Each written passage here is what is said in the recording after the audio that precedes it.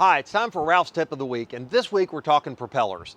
And you know, your prop is one of the most important things in the water that makes contact with the water, but it also can accidentally make contact with the bottom of the lake or some floating debris. And in early spring or early summer, there's a lot of floating debris in the water here in Kentucky. So I'm just going to show you how to remove a propeller and reinstall it. So if you have the opportunity that you need to take your prop off, we're going to be able to have a video that you can watch and use as a resource. So this is a Mercury 4-stroke. It's got a command thrust lower unit on it with a stainless steel propeller. And there's a couple of tools I'm going to need to do this with. I've got a 1 1/16 inch deep well socket. I've got a tube of grease. I've got a special Mercury tool here. This is a number 92-783. Actually, it's a 2x4. Sorry, I was just teasing. And it's real handy though for removing the prop. So what we're going to do is we're going to take our socket and put it on the prop, and there's a keeper down inside here that's on the flat spot of this nut that holds it in place. And when we put our socket on, we're just going to put it down far enough that it's going to go to the top of that. So we're going to wedge our piece of 2x4 in the top of the propeller, put our socket on about halfway down, and just loosen that thing up. Now having that board in there just makes it easier to hold it in place while you're removing the nut. Go ahead and back that nut all the way off. And after you get it where it's out of the nylon portion, you can do it by hand.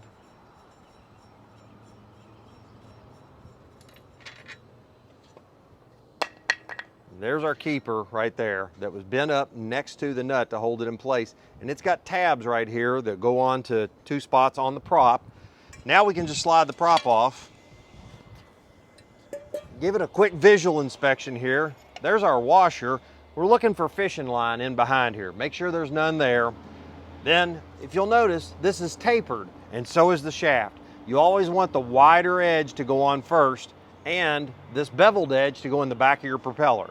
So when you're reinstalling, slide that on, goes on its maximum distance. Take a little of our Mercury 2,4-C grease, put it on your finger, just give it a little bit. And what this is going to do is it's just going to make it easier to remove later when the prop's been on there for 2 or 3 years. Put a little bit on the threads, put your grease away.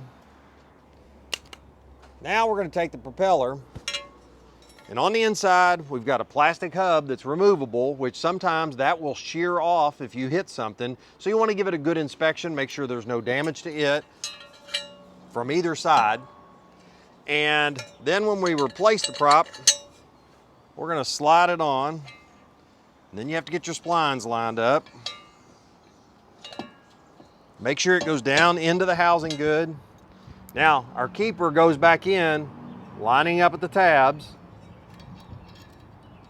Take your nut with the nylon side out, and go ahead and get it started, and crank it on there righty-tighty. Now, after you get down to the nylon portion, you need to take your socket again, and this time we're going to put our board in the other direction so we can tighten it up.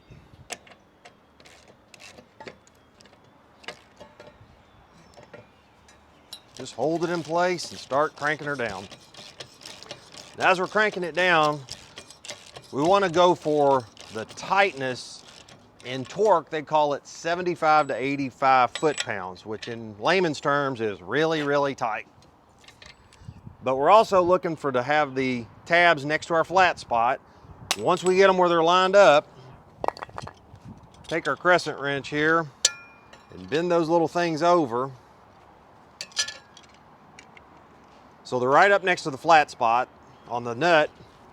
And now your propeller won't back off on you as you're using it, and you've got a good, secure, installed prop. You've checked for line, and if you had to replace it, you got a brand new one on there.